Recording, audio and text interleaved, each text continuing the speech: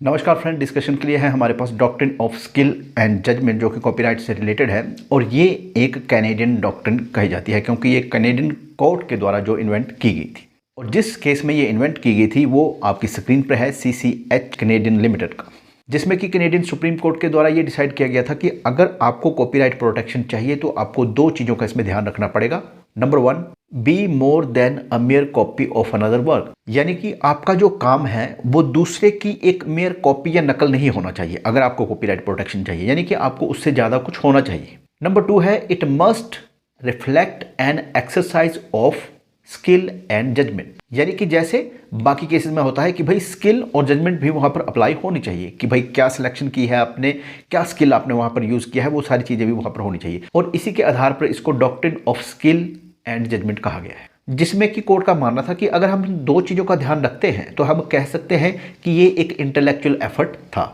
और Canadian supreme court ने sweat of the bro और क्रिएटिविटी की जो डॉक्ट्रिन थी कॉपीराइट की उनको रिजेक्ट कर दिया। उन्होंने कहा भी ये दोनों किसी न किसी तरह से कोई इंडिविजुअल का फेवर करती है और कोई जो समाज सोसाइटी का फेवर ज़्यादा करती है, इसलिए ये दोनों जो है वो उपयुक्त रहे हैं हमारी कंट्री या हमारे माहौल के लिए। तो यहाँ पर हम कह सकते हैं कि कैनेडियन सुप्रीम कोर्ट ने अमेरिकन कंसेप्ट और इंग्लैंड या उसकी जो कॉमनवेल्थ नेशन है या फ्रांस या जर्मनी का जो कंसेप्ट है उसको ठुकरा दिया कॉपीराइट के मैनर में।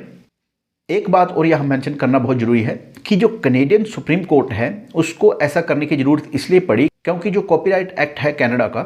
उसमें ये डिफाइन नहीं किया गया है कि भाई ओरिजिनलिटी से आपका क्या मतलब है। तो इसलिए सुप्रीम कोर्ट ऑफ कनाडा जो था उसने इसको डिफाइन किया। CCH के केस से पहले जो दोस्तों डेफिनेशन थी ओरिजिनलिटी की, वो फीस्ट पब्लिकेशन का केस जो था अमेरिका का, जिसको कि मैं डिस्कस कर चुका हूं, उसके अंडर जो थी वो मानी जाती थी कनाडा में भी कि भाई ये ओरिजिनलिटी का मतलब होता है। बट लेटर ऑन इस केस में जो कि CCH का केस है इसमें उसको बदल दिया गया, जिसको कि हम दूसरे शब्दों में ये भी कह सकते हैं कि CCH का केस जो था उसने एक नया स्टैंडर्ड ओरिजिनलिटी का एस्टेब्लिश किया कनाडा में। हालांकि इसके बारे में ये भी कहा जाता है कि भाई ये जो नया स्टैंडर्ड बनाया गया ये भी थोड़ा बहुत झुकाव जो है इसका वो पब्लिक की तरफ ज़्यादा है, यानी कि जो पब्लिक का एलिमेंट है उसको थोड़ा सा एक बैलेंस वे में थोड़ा सा एडवांटेज दिया गया है स्किल एंड जजमेंट की डेफिनेशन में।